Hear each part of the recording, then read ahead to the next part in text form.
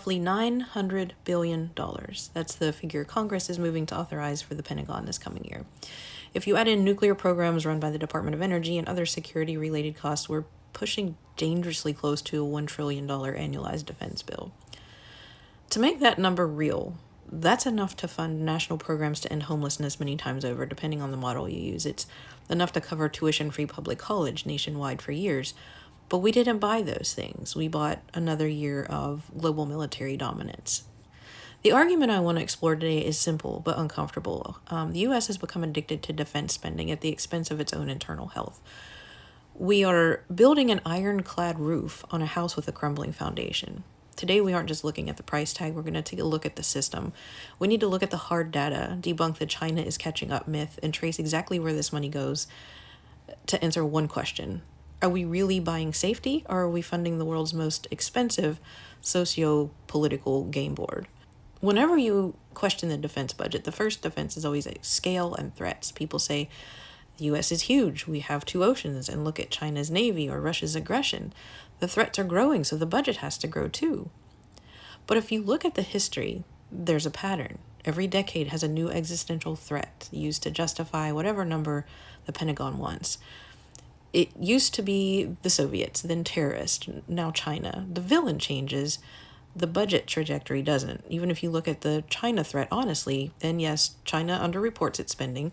The math is still overwhelming. Even if you take the most hawkish, high-end estimate of China's real budget, the U.S. still outspends them by a massive margin in total and spends several times more on defense for each citizen. We aren't just outspending them because we're bigger. We're in a league of our own creation.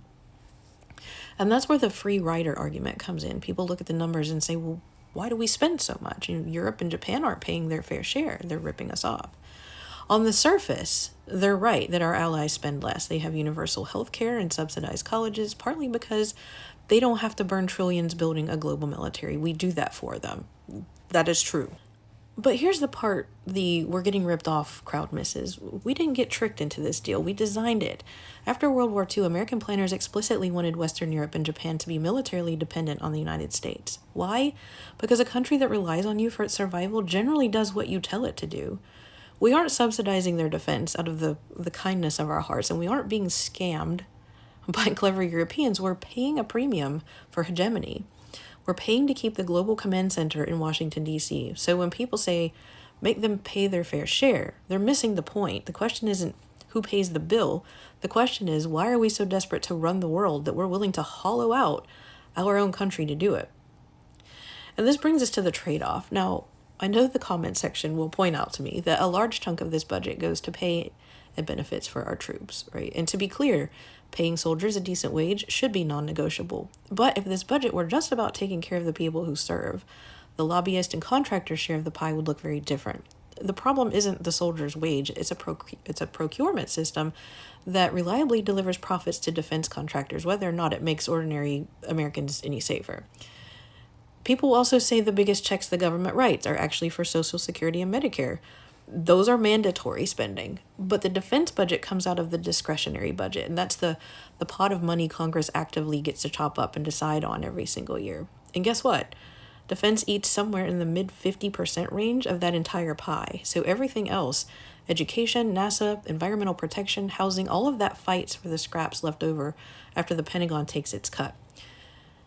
We've created a system where military funding is treated as an absolute necessity, while domestic social safety nets and public investment are treated as unaffordable luxuries. So why do we do this? Because of the jobs argument. We're told defense spending creates high-tech innovation and employment.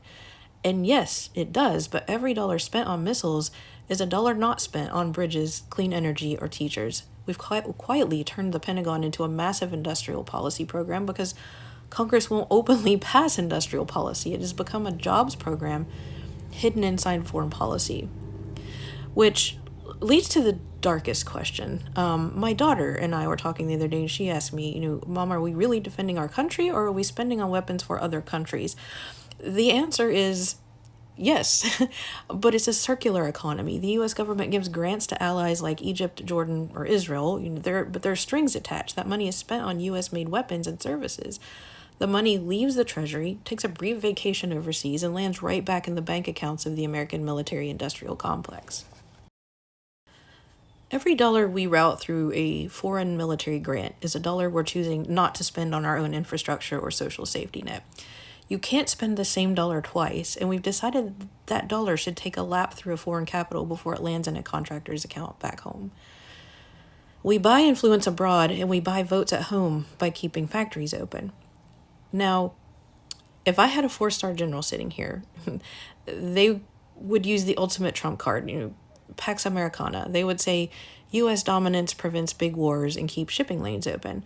And there's a truth to that. We are the guarantor of global trade, but we have to ask about diminishing returns.